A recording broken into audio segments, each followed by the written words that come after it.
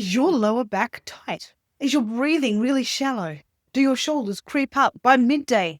It's not just stress, it's your body trying to whisper something, or maybe even scream. We can think of our body as a symphony orchestra. Just like the different sections, the strings, woodwinds, percussion, etc., they all work together. When our breath, posture, and movement are in sync, the music flows smoothly. But even if one section falls out of tune or loses tempo, the whole performance starts to wobble. Our hips and nervous system are like the conductor, guiding the rhythm of our entire body. They don't just move us, they inform us, moment by moment, about our safety, alignment, and vitality. Hello and welcome. I'm Sarah Gowans, massage and craniosacral therapist, as well as emotional integration facilitator at Blossoming Me and the Healthy Learning Lounge. Here, we're a sanctuary for you to tap into and nurture your journey to health, well-being, and a positive mindset. We focus on helping you to clear stresses, tensions, and blocks that can hold you back from living your most fulfilling life. In this final week of this series around hips, we'll explore how everyday things like sitting, walking, and breathing affect and reflect the health of our vagus nerve, posture, and movement systems. You'll also learn why cranial nerve 11, our spinal accessory nerve, plays a surprising role in tension, and how small shifts in awareness can lead to big releases in our lower back, hips, and beyond. Reading the body's stress and signals. Slouching isn't just a bad habit, it's a nervous system adaptation that our body is using. When we're stuck in dorsal, vagal, or sympathetic dominance, often our posture collapses, or we prop ourselves up to brace ourselves. Rounded shoulders, tucked pelvis, clenched jaw, these are all signs that our body is guarding or disengaging. Over time, this locked posture can affect the quality of our breathing, digestion, and movement. Want a nervous system reboot in 30 seconds? It starts with your breath. The diaphragm sits right beneath the vagus nerve's pathway, and it's essential for vagal stimulation. Shallow chest breathing, very common when we're stressed, limits this interaction.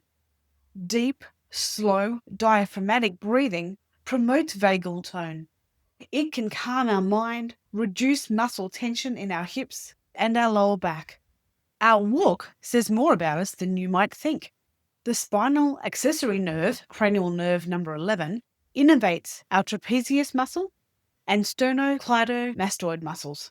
They stabilize our neck and shoulders when we move. When we're stressed, these muscles tighten, restricting our natural flowing gait and posture. A smooth, coordinated walk reflects ventral vagal activation then, whilst a stiff, braced walk often may signal patterns of protection or trauma.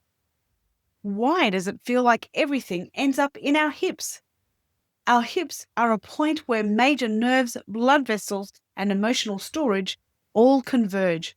Chronic tension from habitually holding ourselves in bracing patterns of protection, stress, or trauma can restrict our hip mobility and lead to lower back pain, pelvic floor dysfunction, and even fatigue. According to Dr. Bessel van der Kolk, you may know him as the author of The Body Keeps the Score. He says that posture isn't just physical, it's our emotional armor. And Bonnie Bainbridge-Cohen, researcher, educator, and therapist, agrees and adds how we move through space reflects how we move through life. As the 2020 study in Frontiers of Psychology showed, walking, posture, and gait can predict our mood states and mental health status. And a University of Auckland study also found that upright posture actually increased energy and reduced negative mood in people with mild to moderate depression. Whilst research from Stanford Neuroscience goes on to show that simple breath work can decrease anxiety by up to 20 to 30% in just minutes. As James Nestor talks about in his book Breath, when you change the way you breathe, you can change your state of being. So here are a couple of practical tips that you might like to try. Posture resets. You can do these a few times each day. Simply stand up, lengthen your spine, let your shoulders drop, and take deep breaths. It's a pattern interrupt that signals safety to our body and vagus nerve. You can try physiological sighs for fast relaxation, 2 quick inhales and 1 slow exhale.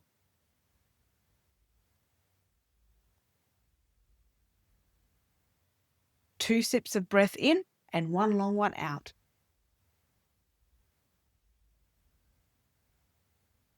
In conclusion, pain, posture, breath, movement, these aren't just physical habits. They're expressions of our nervous system. The good news? When we start listening to our body's cues and shifting with intention, real change can happen. We create space for healing, energy, and flow. This final piece of the puzzle reminds us that we're not broken. We're simply patterned, and patterns can be changed and rewired. So this wraps up our 4-week journey, but it's just the beginning of your body's conversation with you. So keep moving, keep breathing, and keep tuning in and listening. I hope you found value in today's video too. And if you did, please like and share it. And join us next week as we explore more ideas to help nurture your health, well-being, and positive mindset so you can live your most fulfilling life. From my heart to your heart, namaste.